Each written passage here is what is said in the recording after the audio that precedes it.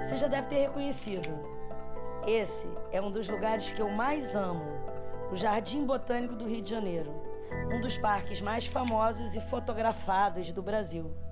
Aqui você faz seu álbum de casamento, traz as crianças para brincar, faz sua caminhada. Aqui é bom para namorar, mas o Jardim Botânico serve principalmente para apresentar os homens às árvores, para a gente aprender a reconhecê-las, a entender elas melhor. Enfim, para ficar íntimo delas. Foi aqui que eu me apaixonei pelas árvores. Talvez esse seja o lugar que eu mais gosto na minha cidade. Talvez esse seja o lugar que eu mais gosto no mundo.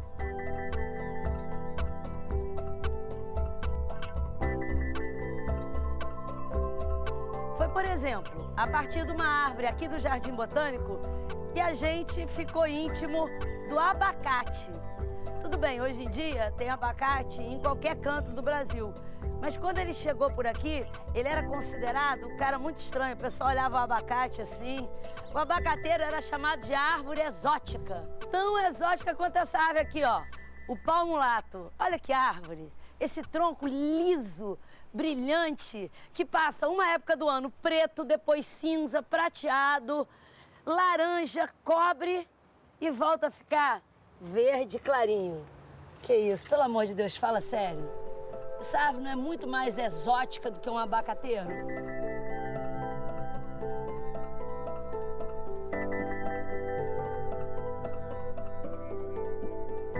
Exótico, adjetivo. Esquisito, excêntrico, extravagante, que não é nativo, que não é indígena, estrangeiro. Quer dizer, sim, ele é exótico, esquisito, extravagante. Não, ele não é exótico, porque apesar de você ser muito mais íntimo do abacate, o abacate é estrangeiro. Já o pau-mulato nasceu aqui, na Amazônia, é conterrâneo, coisa nossa, da família.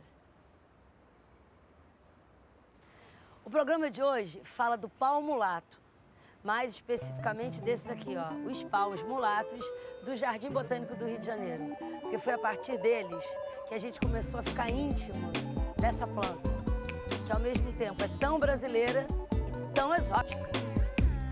Pé de quê de pé, quero ver que fruta dá, cadê que flor, que cor, saber terá sabor, vai neirão pau Brasil, pé de quê vermelho, verde que te quero ver qual é, de pé na terra até caber na tela da TV.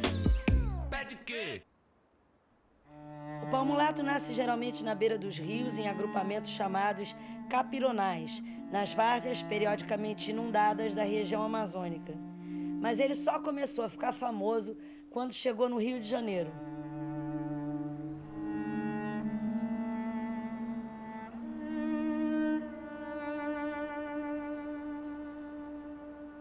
Uma das primeiras coisas que Dom João VI fez quando transferiu a corte de Portugal aqui para a cidade do Rio de Janeiro foi criar o Jardim Botânico, que na época era chamado de Real Horto. Isso foi em 1808 e fazia parte dos primeiros esforços para transformar às pressas essa longínqua colônia na nova sede do Império. A ideia era fazer do Jardim Botânico um jardim de aclimação, quer dizer, um lugar onde se pudesse estudar a adaptação de espécies trazidas de outros continentes ao nosso clima. Era uma necessidade econômica, descobrir um bom produto de exportação para o Brasil. Adaptar novas espécies era uma questão de Estado, por isso o Jardim Botânico era considerado um terreno estratégico. As primeiras plantas, aliás, chegaram numa aventura patriótica, meio heróica, meio estranha, que era contada num tom épico. Tudo começou com um tal de Abreu e com um naufrágio em Goa. Escapando do naufrágio de sua fragata, a Princesa do Brasil, em Goa, Luís de Abreu Vieira e Silva, chefe de divisão, embarcou no Brigue Conceição e dirigiu-se para o Cabo da Boa Esperança com destino ao Brasil. Eis que durante a travessia foi feito prisioneiro pelos franceses e mandado para a Ilha de França. De sua cela na Ilha de França, podia ver o famoso Jardim Gabriel, que possuía então grande cópia de especiarias. Luís de Abreu, tendo obtido meios de fugir, conseguiu, à força de muitos perigos e grandes sacrifícios, saltando à noite os muros do jardim, apoderar-se de certo número de plantas que trouxe para o Brasil. Quando chegou aqui, o Abreu foi entregar o presente para o Dom João VI. Aquele punhado de plantas exóticas que ele trouxe era tão valioso na época que ele achou que o futuro dele estava garantido. E também porque o Abreu não poupou autoelogios, puxou bastante o saco do príncipe regente. O projeto foi temerário, visto as circunstâncias em que me achava. E o resultado, o mais feliz, pois que consegui subtrair ao Jardim Real um grande número de árvores de especiaria e de sementes exóticas. Não sem muito trabalho, risco e despesas. Porém, quando se trata de prosperar a pátria, preenchendo os augustos, magnânimos e previdentes sentimentos do melhor dos príncipes, tudo de arrosta. O Abreu sabia que Dom João VI tinha um interesse especial no Jardim Botânico. Ele distribuía condecorações e comendas para quem trouxesse plantas novas. E não era só uma questão estratégica ou econômica. Nos séculos XVIII e XIX, a ciência estava em alta, era a era do conhecimento enciclopédico. E entender de botânica dava status. Significava, entre outras coisas, cultura, civilização. Era disso que a nova sede do Império Português precisava. Fazer um jardim botânico igual aos europeus era uma questão de autoafirmação. E os grandes jardins botânicos da Europa eram verdadeiras coleções de plantas. A tecnologia da época tinha encurtado as distâncias, as viagens internacionais ficaram banais. Por isso, a Europa vivia a febre do exótico. O que viesse de longe, que fosse esquisito, estava na moda. E foi esse pensamento que os portugueses trouxeram para o Jardim Botânico do Rio.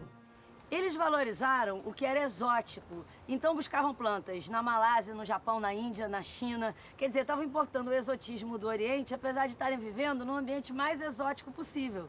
Pensa bem, para um português daquela época, nada podia ser mais exótico e esquisito do que o Brasil, né?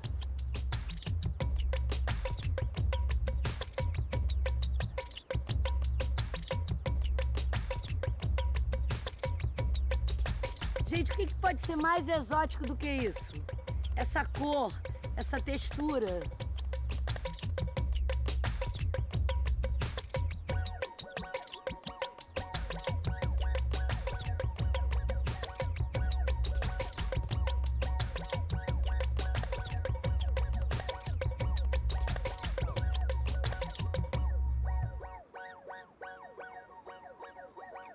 O pau-mulato também é chamado em algumas regiões de escorrega-macaco, não precisa nem dizer porquê, né? Também é chamado de mulateiro e mulateiro da várzea. Já entre os marceneiros, o pau-mulato é conhecido como pau-marfim, porque atrás dessa casca, que é mulata, tem uma madeira que é bem clara, muito bonita e fácil de ser trabalhada. E essas são as sementes do pau-mulato, microscópicas. Mas o exotismo brasileiro não tinha vez no Jardim Botânico. Chegavam jaqueiras da Índia, lixias da China, eucaliptos da Austrália. Junto com as mudas de chá, vieram os colonos chineses que sabiam como cultivá-lo. Aqui eles encontraram com quem? Com os escravos africanos e os paisagistas franceses. Quer dizer, aqui no Jardim Botânico, ninguém falava português, nem as árvores. O maior símbolo dessa fase do Jardim Botânico é a Aléia das Palmeiras Imperiais. Olha só que coisa mais imperial. Símbolo do Império Português, só que elas vieram das Antilhas. Foi assim durante muito tempo, só uma ou duas árvores nativas no meio de uma floresta de estrangeiras. Mesmo que a metade dos portugueses daquela época tivesse ido embora e a outra metade se abrasileirado, o Jardim Botânico ainda continuou exótico por muitos anos. Até que chegou o século XX. Quando chegou o século XX, o Brasil já estava disposto a valorizar o seu próprio exótico. Desde Cecípere até o Abapuru, os artistas, escritores e músicos brasileiros passaram a buscar aqui mesmo o exotismo, no sentido de extravagância, de excentricidade. O produto nacional finalmente entrou na moda. O Jardim Botânico também entrou nessa. Isso ficou mais claro em 1915, quando o médico Antônio Pacheco Leão foi nomeado diretor do Jardim Botânico aqui do Rio de Janeiro. Pacheco Leão tinha acabado de voltar de uma das expedições amazônicas mais importantes, a de Carlos Chagas, em 1913. Um grupo de cientistas passou quase um ano no Vale do Rio Amazonas pesquisando as suas doenças e as curas locais. Foi talvez o primeiro estudo mais sério de uma das biodiversidades mais ricas do planeta. Pacheco Leão dizia que tinha voltado da Amazônia, mais leão do que Pacheco. Vivia dizendo que lá tudo era enorme, grandioso, tudo maravilhoso. Voltou deslumbrado. E não é de se estranhar que justamente na sua gestão tenha sido criado aqui no Jardim Botânico do Rio de Janeiro o Recanto Amazônico.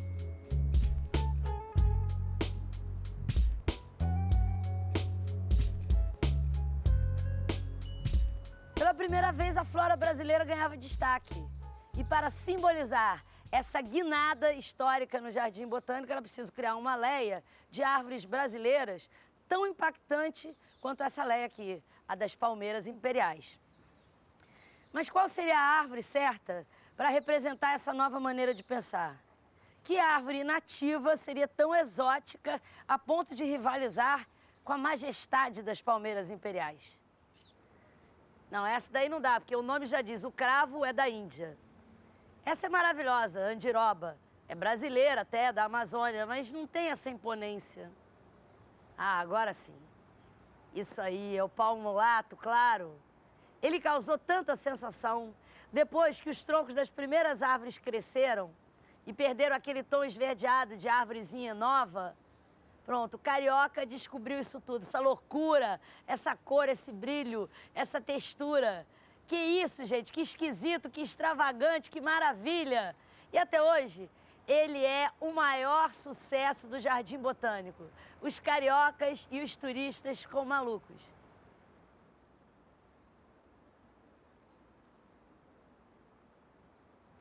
Olha só como parece uma cobra. Ele troca de pele. Pele de árvore se chama periderme e serve para não deixar a planta perder água, desidratar. Como tudo na vida, a periderme precisa se renovar, por isso que ela descasca. Tá vendo? Por baixo já se formou uma nova pele. Quando a pele é novinha, é verde. Depois ela vai ficando bronzeada, laranja, marrom, cinza, preta, prateada. E aí começa tudo de novo. Esse nome palmulato era a cara do Brasil.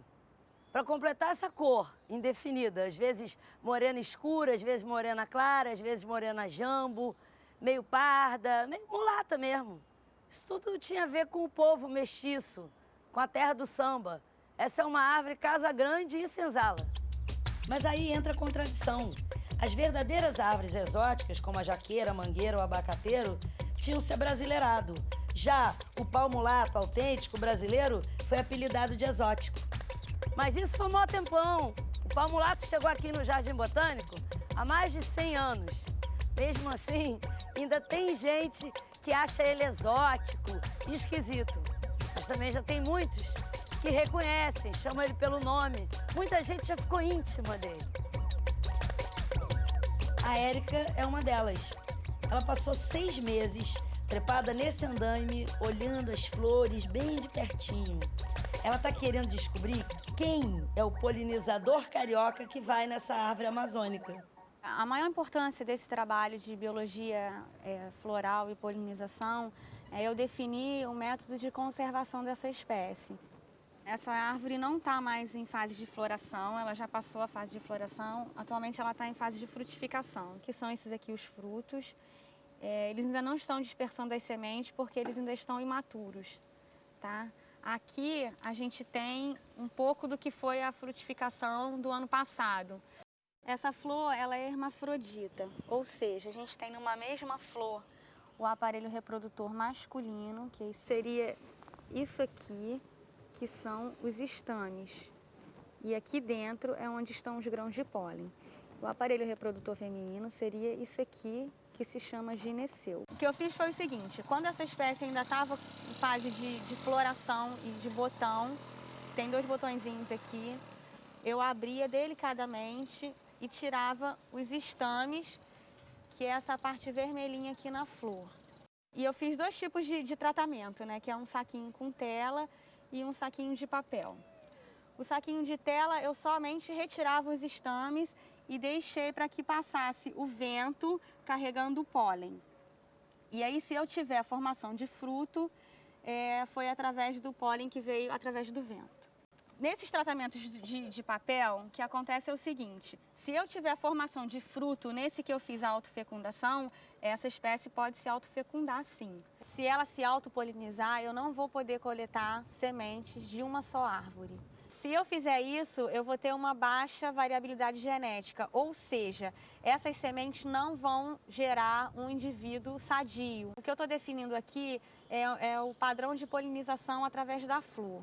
Tá? Se for definido que essa espécie ela se autofecunda e que o polinizador dela seria uma abelha ou um outro polinizador a curta distância, eu teria maior variabilidade genética dentro dessa população aqui. Então, para que eu pudesse coletar sementes para uma conservação futura, eu teria que coletar sementes de várias populações e não de uma mesma população. Esse seria o básico da biologia reprodutiva para a conservação de uma espécie.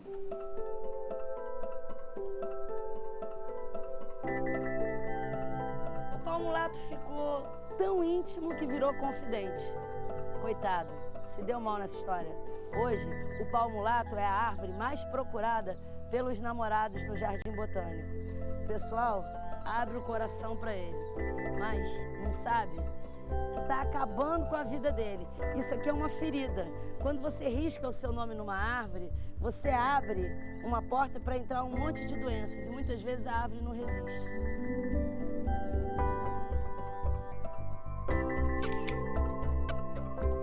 A gente pode dizer que por mais esquisitão que ele pareça, hoje em dia o pau-mulato já é mais familiar para o pessoal, né? Tudo isso graças a essas árvores daqui.